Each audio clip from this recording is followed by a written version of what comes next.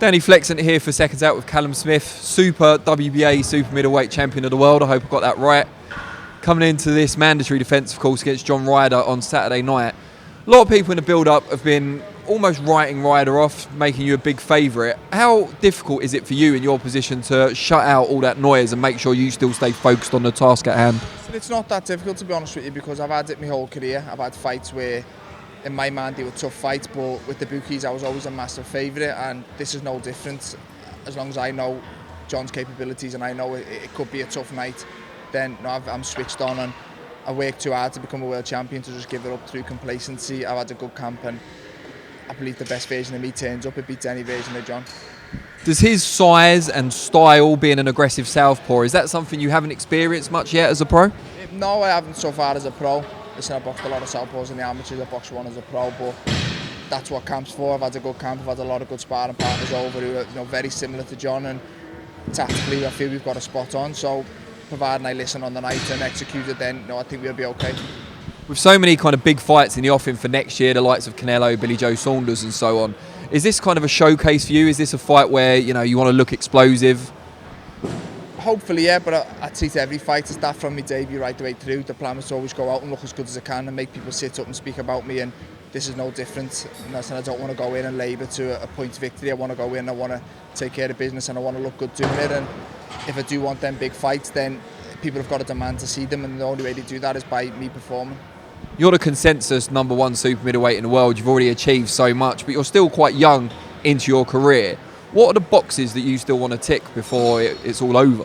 I'd just like to keep achieving as much as I can. I've achieved a lot, but I don't really feel people have seen the best of me yet, and I want to unify the division. I'd like to move up at some point in time, be a 2-8 world champion. There's a lot of goals I set myself, and I always set the bar really high, and if I didn't have massive goals ahead, then I wouldn't motivate myself through training. So listen, I've still got a lot to give the sport, and there's a lot left in me, and all that starts Saturday night. A win over Ryder puts me into a massive 2020. Is it more about the belts and the achievements, or more about the fighters and the fights? Either or. Listen, the belts and the achievements are what people remember, but listen, if Golovkin steps up and wants to fight me for a non-world title fight, it's a massive scalp. So either or, whatever.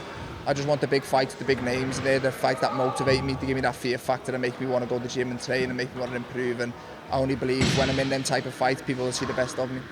What about weight-wise? I mean, you've obviously got a big frame. Could you move up to light heavyweight? Yeah, listen, it's possible. I'm good enough. I believe I'm good enough and big enough to move up to 175 and compete up there. It's a good division with a lot of top fighters, but I believe I'm good enough to do it. I just like to achieve as much as I can at 168 before making the jump up, but a jump up in weight is definitely something that will happen in the future. And you mentioned Golovkin, so on the flip side of that, is there any leeway on your side for potential catchweight fights with anyone at middleweight? Could you move down even a couple of pounds? No, listen, 168's my limit. I feel good, I feel strong at that, and I wouldn't want to risk going any lower and taking away from my performances. At the minute I can perform, and I'm strong at 168, and I believe I'm the best at 168, so if anyone wants to take me on, they can come up to my weight division. And just one thing I wanted to ask you worked a lot in the past with Froch. He's been saying a lot of things recently. No one knows whether to take him seriously or not, about people he'd have beat in his prime. What would you have made of that fight, you and Froch in his prime and you now? Listen, it's all ifs and buts, it's all opinions. Froch's a very good fighter and someone I've got a lot of respect for. Listen, I sparred him a lot when I was first turning pro, and he helped me out. I improved a lot sparring him, and listen, I got on with him, and I'm sure the fight with us has been a good fight to watch, and I let other people give their opinion on who would have won, but listen, he's a great fighter and done a lot for British boxing. And just before we let you go, if there's anyone in the world you could fight after Ryder, assuming it all goes well, who's your #1 pick? I think the obvious one's Canelo. He's the face of boxing at the minute. He's the superstar. The reality of it happen are probably very slim. So any of the other names that we've mentioned, I'm in a good division where there's a lot of other good fighters. I'm not just hell bent on one fight. There's a lot of other ones, and I've got a good team around me. I feel can secure one of the big names next year, and I'll do my part, which is get in there and take care of business. Brilliant. Well, we wish you the very best of luck Saturday night, and we look forward to watching it. Cheers, Callum.